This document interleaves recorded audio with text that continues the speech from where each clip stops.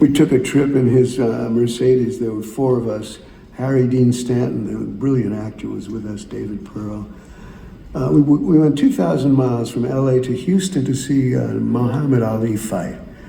On the way back, Harry taught us this Spanish song, which we started rehearsing, and I could not stop. I was refining and refining, and our harmony was great. We did it 1,000 repeats. When we saw a men's room, we'd stop and run into the tiled room to get a better echo and do another 100 repeats. I have to confess, I'm very out of touch with today's world. I don't put my life into this handheld thing. I try and be here now. But I wrote this teasingly. Today I met with my publicist. He wants me to tweet and to meet my audience where it's at. You love your new record, don't you? You want them to know it exists. But couldn't I be a glifter first? Or better, a dripster? See the pen drip. Feel the self-image take a serious hit. Does nothing embarrass? If I'm to be a tweeter now, then cut a hole in the seat of my trousers. Give me a feathered tail. All is fashion, shame for sale. Oh, techno-America, tattooed and gadgety. When do we call you a national tragedy?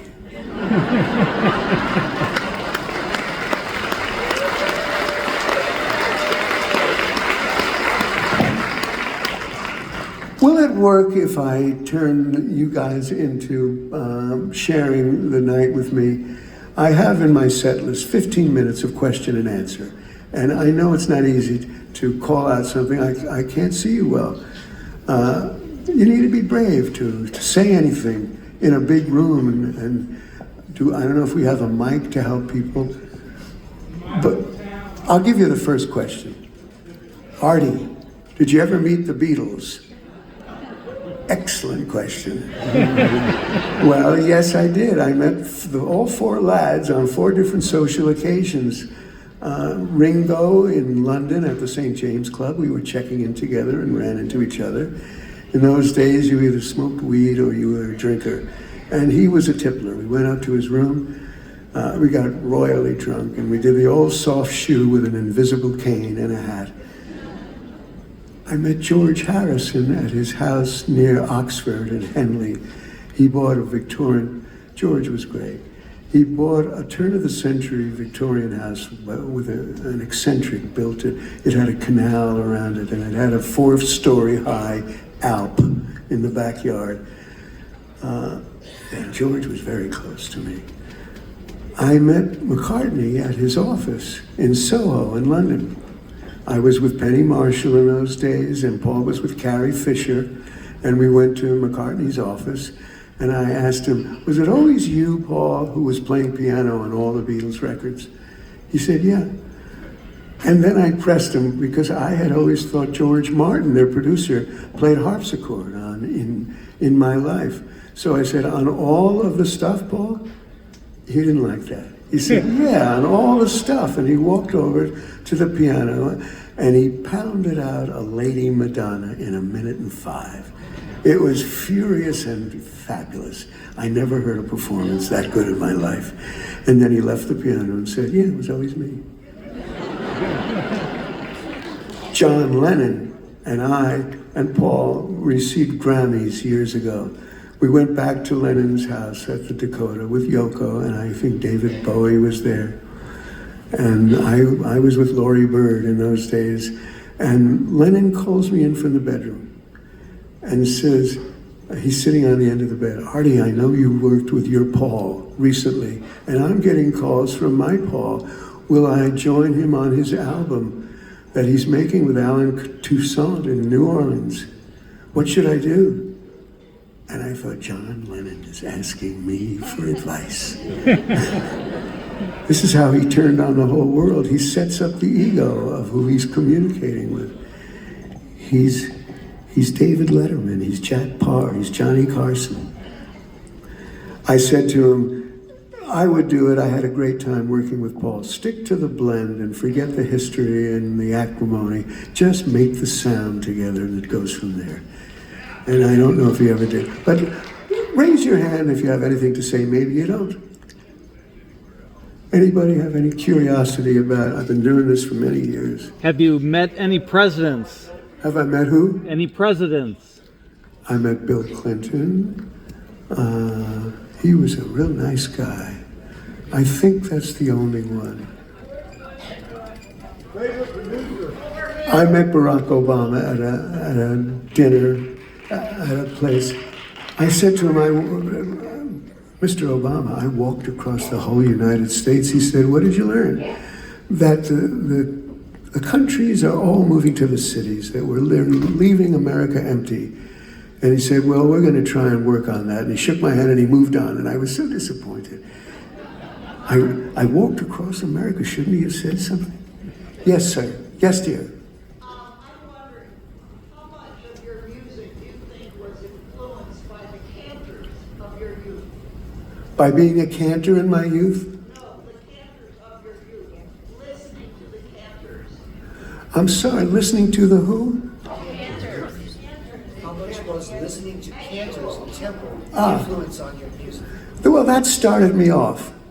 Our Hebrew school teacher had this device to make vinyl records, and I would sing for him and record, always in the minor key. And at my bar mitzvah, I did 4 hours of singing from 8 in the morning to noon. So that's really what started me off, singing in the temple. V'imale. I don't have my skull cap. Any other question?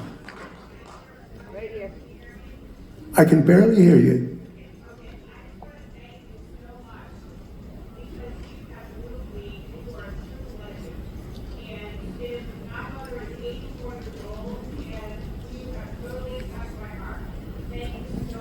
Thank you so much. Thank you. I can't stop singing. It's like air to me. I breathe, I sing, they're the same. Yes? What's your favorite song to sing?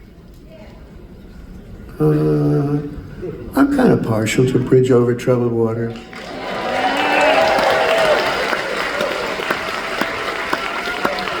I love the production on that. I like that it takes off at the end. Yes, dear. What are, in your opinion, the ingredients of a great song? That the lyric means something and that it makes you think and feel. So it's the same thing poets do. A great song has melody. That's why hip hop lost it. You need melody, you need words, you need an arrangement, you need rhythm. These are the elements. Thank you, sir. What's my favorite one? Oh, that was a great night. 1981. Well, I was doing my job, working the mic every little 16th of an inch closer and further to get the blend with Paul. I was super conscious of myself, looking back at myself. Every thumb in my jeans pocket, I was totally aware. And I worked with Paul Simon, and I imagined we make a composition. If he moves left, I go right. Lauren Michaels filmed us and made the concert in Central Park. So there was the camera, straight ahead, way out there. He built a platform so you could have a straight-on angle. And for the camera, every little nuance counts. You move your lip a certain way and it reads on camera. But for an audience in Central Park, 500,000 people, if you please, you need broad gestures. So there are two realities going on. I remember hitting the stage and we got this lovely applause, and I turned to Paul, I said, I knew we did something right in the 60s, but I didn't know it was this right. That's my memory. Have you published your poems? Yes. I have 2 books, Still Water. Excuse me. Just 1 second. I want to finish this answer. Have I published my book of poems? I have two. Still Water and What Is It All But Luminous are the titles of my two prose poem books. Yes. The first time I heard you was Real Real, back in the 60s. Real? Real Real. Ah, yeah. I can see splicing now. We worked with tape, we spliced. Before cassettes, before CDs. Life doesn't evolve, it degenerates. I'm a true cynic. Things were simply better then.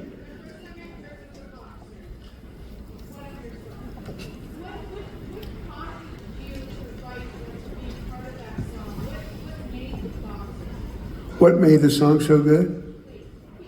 I don't know. What do you think? It's a story song. Paul was reading a book, Ragged Dick, and it was about a scruffy kid who was rambling around. It's the inspiration of that song. Say it again. No, I don't like football. I never accepted that football was anywhere near the game that baseball is. Baseball is where it's at for me. Basketball's pretty good. Go New York Giants, either way. Football is that game where they crash into each other. Isn't that kind of crude? Where's the strategy? They're on the 1 yard line on the offense and they try and pile over the. That's not a sport. To work with Roy Halley. Sorry, I didn't hear you. How did you come to work with Roy Halley? He was the Masterworks engineer at Columbia Records in the 60s. And when we signed with the label, we became his charge. And I see his yellow Oxford button-down shirt setting up the mics for us, taking us very seriously. We were doing a 3-song demo for the powers at Columbia to see if they would sign us.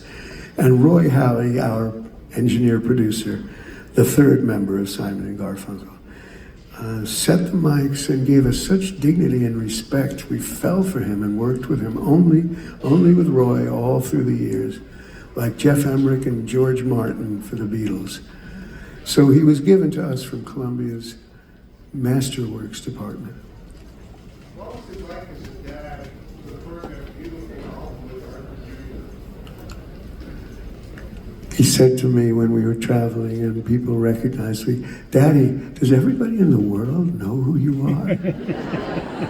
I said, honey, about half. I had a great time recording with him. My son James, who prefers the name Arthur Jr., is a magnificent singer. He goes higher than I do. He's great. I did some work with him, a Christmas album. Nowadays he lives in Germany and Minsk and Dubai and travels a lot. He's 35. Great kid. What do you think about these tribute groups that are circulating? I saw in Staten Island, I saw 2 kids be Simon and Garfunkel and tell the Simon and Garfunkel story, and they were great. They sang good, and they sort of looked like us, and I had nothing but respect for them. I think that's fun. What drew you to Jimmy Webb's song? Say that again. What drew you to Jimmy Webb's song? In San Francisco, Jimmy came up and started playing stuff.